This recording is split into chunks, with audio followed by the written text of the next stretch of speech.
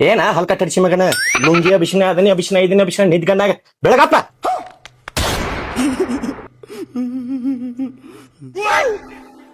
ಅಂದುಕೊಂಡಂಗೆ